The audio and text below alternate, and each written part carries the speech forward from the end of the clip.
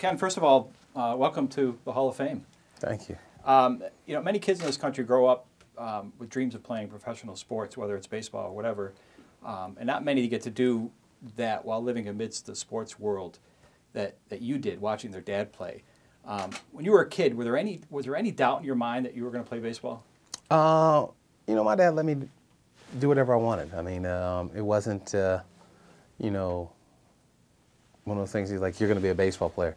It's the only thing you're going to do. I mean, I played football, I played basketball, soccer, tennis. I mean, it was one of those things, you know, when your kids are active and you keep them in sports, you know, they're not going to get in trouble. So he tried to keep us in, you know, all the sports, and we loved it. So I was telling everybody today that I didn't realize who my dad was until like I was in the 8th grade, you know, because he was just dad. And I didn't understand, you know, the magnitude that he had, you know, around the city and things like that. And he was actually playing for the Yankees. And I had a Yankee starter jacket on, and I wore it to school. And some kid was like, your dad plays for the Yankees? I was like, yeah. You know, like it was no big deal, because it wasn't a big deal. And I tried to instill some of those things in my kids, is that I'm just dad. I just have an abnormal job. But it was fun growing up in there.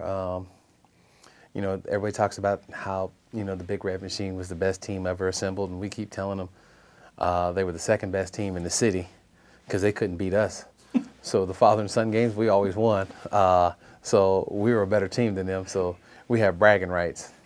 Right. Obviously, your dad had a profound effect on you, and your parents had a major influence. You talked about that a little bit at the press conference yesterday. But were there others that helped you develop your talents in baseball, whether it was Little League or high school ball? Pretty much everybody said, leave him alone. I've had great coaches that, you know, were, you know, they would talk to my dad and say, hey, here's what he's doing. Is there anything I need to tell him, you know, as a coach? And, you know, that's how he relayed information to me, was through the coach. He didn't want to step on the coach's toes by saying, no, you don't listen to him. This is how you do it, blah, blah, blah. He was just, you know, one of those guys that had an open line of communication from, you know, the coaches to him. Mm-hmm. And it made it easier. So when he addressed everybody, the coach, if I did something wrong, he'd point it out. And he's always told me that you're no different than everybody else. You know, just because you have the last name Griffey and I play baseball, you know, you're no different. You've got to go out there and earn your way just like everybody else. And, you know, I really respect and admire that, is that I was able to, you know, go out there, do things my way, and not have a dad sit there and go, looking over my shoulder. When I had questions, he would answer them. If I didn't, he wouldn't say a word. You know, he would let me get in enough trouble, as every dad would, right, and be like, nah, you might want to do it this way. But, you know, he let me feel my way around. Even when I played with him, he was that way. He was like, this is your team. I'm happy to be here, and, you know, go out and play. And we had a great time. So at what point in your development did you see that dream of playing ball was really within your grasp? At what point did you see that? I had a friend of mine get drafted the year before, Lee May Jr. Actually, it was Lee May Jr., Dante Johnson, and Tuffy Rose. It was an outfield. We were all in the outfield. I was the only junior. Those guys get drafted and they're gone. I was like, I went from having this great outfield group to just me. But that's when I knew that I had a chance to play, because we never really talked about, oh, you can turn pro out of high school. Mm-hmm. It was, you're going to school, you're going to school, you're going to school, and, you know, the focus was always, you know, 4 years later. It wasn't next year. And then when Lee got drafted, I went home, I was like, you can get drafted out of high school? He was like, yeah. I was like, I never knew that. He was like, exactly. You know, that's not everybody gets drafted out of high school. And that's when I realized that, you know, I could turn pro out of high school, and I was like, okay, here we go. Did you feel like you had to turn it up a notch, or did you just continue playing, doing your thing? Continue playing. It was not that had to turn it up. I mean, once you're, you know, I learned at an early age, once you're on the field in between those white lines, it's just you. Whether you do something good or bad, they're going to talk about it. You might as well try to do all the good things. You're going to mess up. If you mess up, make an aggressive mistake. Don't mess up, you know, doing something that you wish you could take back later. So 97 or 87, I'm sorry, you're drafted by the Mariners with the first pick. You sign with them. You begin your short minor career. Talk a little bit about that time in the minors. It was long. You know, 17 years old. You know, 3,000 miles away. I think the phone bill was a little expensive. You know, calling home every day, and that's when you can call home collect. Right. So, you know, just learning how to do things. You know, you don't have your mom and dad right there to say, no. You know, you had to figure things out. You know, from washing your clothes to, okay, do I separate this? Do I do this? Do I use hot water here, cold water here? Okay, what do I need to take to the dry cleaners? All these things that, you know, your parents took care of while you were still under their house, in their house.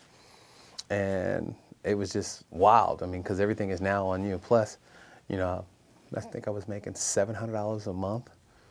Had 3 roommates, 1 from Florida, 2 from California. Actually, I take that back. 1 from New York, 1 from California, 1 from Florida.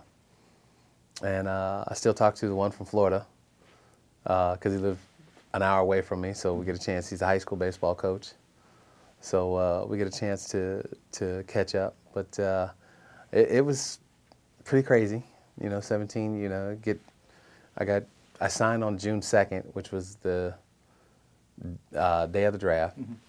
June 3rd was my brother's birthday. June 4th, I graduate high school. June 8th, I'm in Seattle. June 16th, or somewhere around there, I'm playing my first game. So it was bit of a whirlwind. Yeah. Yeah. All right.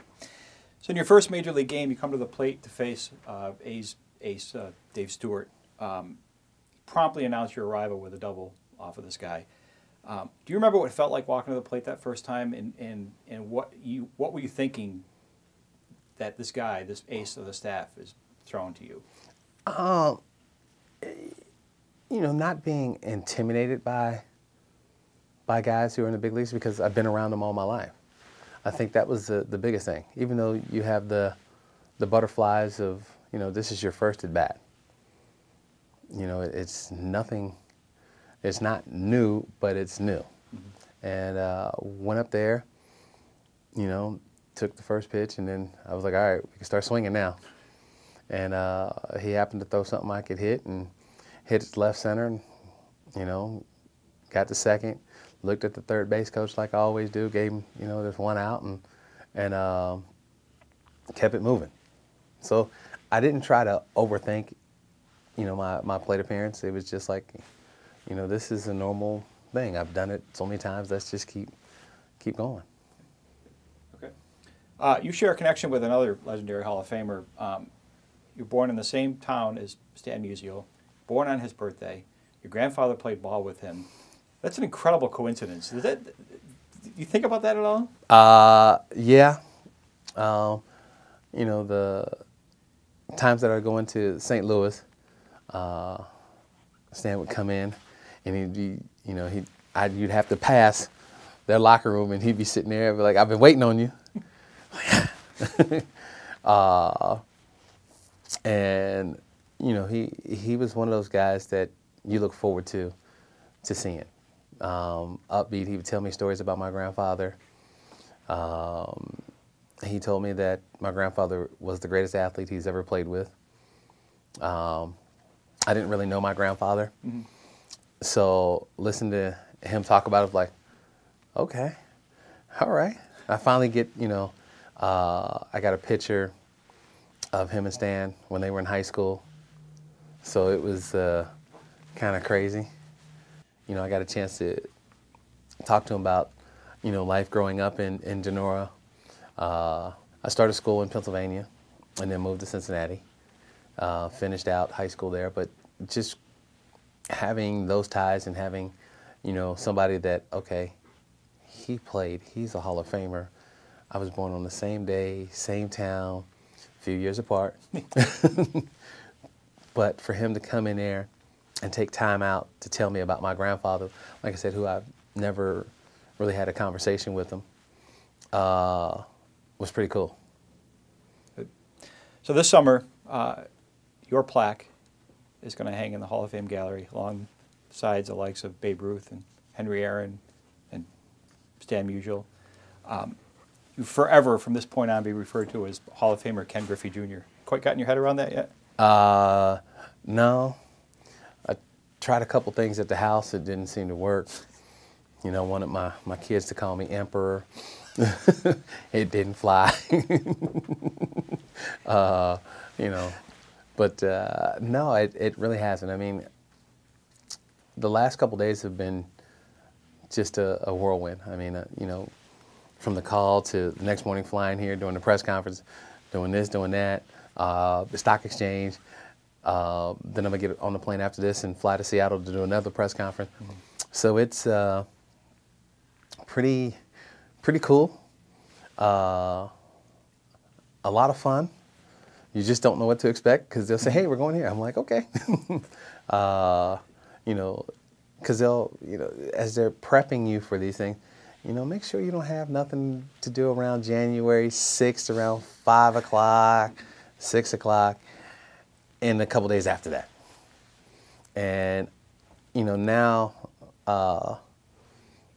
that I have kids and, you know, they're looking at stuff and they're asking me questions, because Trey was young, but Tevin's 13, so he's like, "Oh, so you did all that?" And I'm like, "Yeah." He was like, "Wow. So tell me how you played back in the day." I'm like, "Back in the day? That's how I get back in the day." Like I played. He was like, and now, you know, the slang of young kids is, "Hey, back in the day." I'm like, "Okay." And so he asked questions to Melissa while I was doing a press conference, and they showing video, and he was like, "Dad was like that?" And he was like, "Yeah." And he goes, "This is really big time." And Melissa's like, "Yeah." He goes, "Wow." But again, I don't go home, you know, talking about what I did and what I didn't do. But I guess I'll have to have the kids practice on me when I get home. Yeah, I referred Hall of Famer Ken Griffey Jr. And they'll probably be like, "Yeah, okay, Dad." But maybe in a couple weeks, as people say it enough, I might get used to it. But it's still a very humbling thing. Hi, baseball fans. This is Hall of Famer Ken Griffey Jr. Join me this summer in Cooperstown for my induction into the Baseball Hall of Fame. I'll see you there.